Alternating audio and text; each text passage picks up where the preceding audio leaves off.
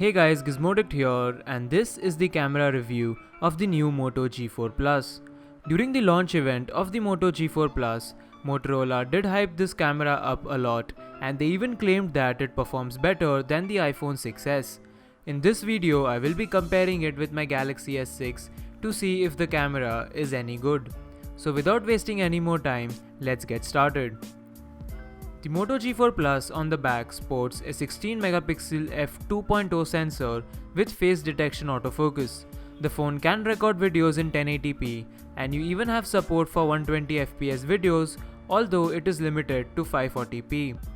The front has a 5-megapixel camera, which is again capable of recording 1080p videos, and it also has a wide-angle lens. Motorola has reworked the camera interface this time, and it's much better than the old Moto phones. You do get a dedicated shutter button, and there's a full manual mode on this phone. The manual mode is very well made, and you can have control over everything like the ISO, shutter speed, focus, white balance, etc. so that you can dial in a perfect shot. The results from this 16-megapixel sensor are amazing considering the price of this phone. In broad daylight, the Moto G4 Plus clicks absolutely beautiful photos. The laser autofocus works great, the depth of field is good, the colors are a bit on the warmer side, but the 16-megapixel sensor does capture in a lot of details. Comparing it to my Galaxy S6, I can see that both of them are very close. The S6 produces a more natural image, and it ever so slightly overexposes photos sometimes. The S6 also focuses quickly, and it is relatively faster than the Moto G4 Plus. Moving on to indoor conditions, here you can see that the G4 Plus photos do have instances of noise as compared to the S6, but the G4 Plus still outperforms the LE1S.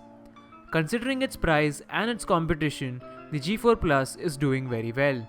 Moving on to extremely dimly lit conditions, the G4 Plus can't match up to the Galaxy S6, but it does get in more light as compared to the LE1S, and it also has a bit less noise. The 1080p videos shot from the G4 Plus are also great, and the autofocusing system actually works very well and gets things quickly into focus. So overall, the Moto G4 Plus has the best camera in its segment, and it might even produce better photos than the phones that cost more than this. So shouldn't the Moto G4 Plus be the ideal phone for someone who's looking for an amazing camera in this price? Well, after using this phone for about 15 minutes in broad daylight, the G4 Plus started heating and lagging badly until I let the phone cool down for a while. The phone just became unresponsive and it refused to work. This is all thanks to the Snapdragon 617 chipset that's there inside the Moto G4 Plus.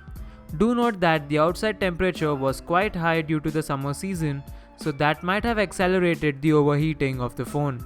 While using the phone indoors, after 10 minutes, it did get quite sluggish, but the phone was still usable. The Snapdragon 617 was a terrible choice that was made by Motorola, or rather Lenovo, and in spite of having such a good camera, this is probably going to turn down a lot of users. So what's the conclusion of this test?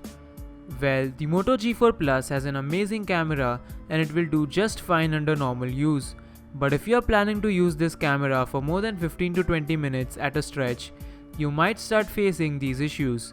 Unless and until Motorola fixes this using a software update, which is quite unlikely because the CPU is at fault, the camera issues are going to stay and are not going away anytime soon.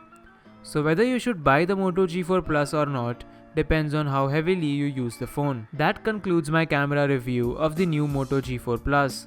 Do like this video if you enjoyed watching it, and do let me know your thoughts about this phone in the comments. I will be publishing a full review of this phone soon, so do subscribe to my channel for that. Thanks for watching, and I will see you guys in the next video. Peace.